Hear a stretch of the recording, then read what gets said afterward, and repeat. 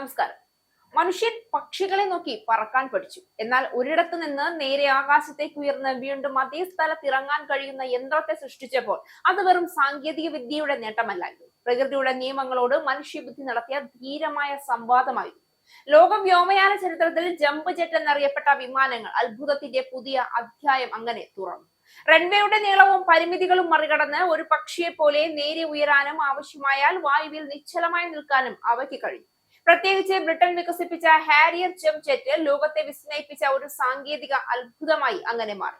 യുദ്ധഭൂമിയിൽ പരമ്പരാഗത വിമാനത്താവളങ്ങൾ നശിച്ചാലും പ്രവർത്തിക്കാൻ കഴിയുന്ന ശക്തിയാണ് അതിനെ വ്യത്യസ്തമാക്കിയത്.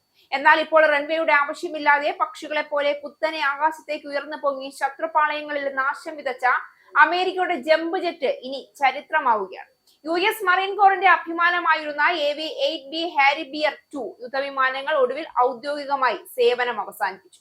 55 വർഷക്കാലം US വ്യോമയാന മേഖലയിലെ വിസ്മയമായിരുന്ന എയർ ഷോകളിൽ കാണികളെ ആവേശഭരിതമാക്കിയ ഒടുവിൽ ഒരു സോഫ്റ്റ് ഡ്രിങ്ക് പരസ്യത്തിലൂടെ കോടതി മുറികളിൽ വരെ ചർച്ചയായ ഹാരിബിയർ വിമാനങ്ങൾക്ക് നോർത്ത് കരോലിനയിലെ മറൈൻ കോർ എയർ സ്റ്റേഷനിൽ വെച്ച് വികാര നിർഭരമായ യാത്രയയപ്പാണ് രാജ്യം നൽകിയത്. ലാസ്റ്റ് യൂണിറ്റ് കമാൻഡിംഗ് ഓഫീസറായ ലഫ്റ്റനന്റ് കേണൽ ജോൺ ബി കമ്പി പറഞ്ഞതുപോലെ ലോകമെമ്പാടും നിരന്തരം വിന്യസിക്കപ്പെട്ടിട്ടുള്ള ഒരു പോർവിമാനം എന്ന നിലയിൽ ഹാരിബിയർ അതിന്റെ അതുല്യമായ യുദ്ധ പാരമ്പര്യത്താലും കുത്തനെ പറന്നുയരാനുള്ള ശേഷിയാലും എക്കാലവും ഓർമ്മിക്കപ്പെടും. ഹാരിബിയറിന്റെ ഏറ്റവും വലിയ സവിശേഷത അതിന്റെ vertical and short take off and landing ശേഷിയായിരുന്നു.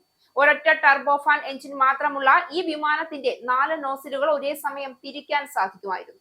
ഇത് വിമാനത്തിൽ നിന്നുള്ള പുക തള്ളൽ ദിശ തിരശ്ചീനമായോ ലംബമായോ മാറ്റാൻ പൈലറ്റിനെ സഹായിച്ചു.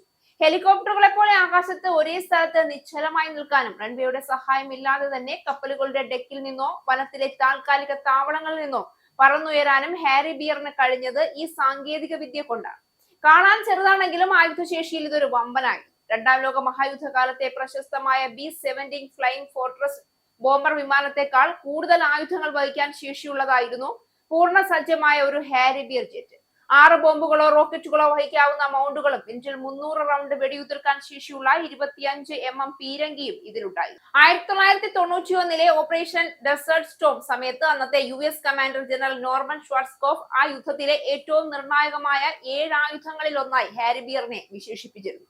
കൂടാതെ ചില പ്രധാന ആഗോള സൈനിക നീക്കങ്ങളിലെല്ലാം ഈ വിമാനം അമേരിക്കയുടെ മുൻപന്തിയിലുണ്ടായിരുന്നു. വ്യോമയാന ചരിത്രം വായിക്കുമ്പോൾ നാം കാണുന്നത് ഇരുമ്പിന്റെയും എഞ്ചിനുകളുടെയും കഥയല്ല, മനുഷ്യന്റെ ഭാവനയ്ക്ക് അതിരുകളില്ലെന്ന സത്യമാണ്.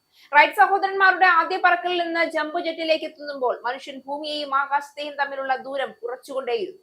ഇന്ന് അതിലും അത്യാധുനിക യുദ്ധവിമാനങ്ങൾ ലോകത്തിന്റെ ആകാശത്ത് പായുന്നുണ്ടെങ്കിലും ജംബ് ജെറ്റുകൾ സമ്മാനിച്ച വിസ്മയം ഇന്നും മങ്ങിപ്പോയിട്ടില്ല.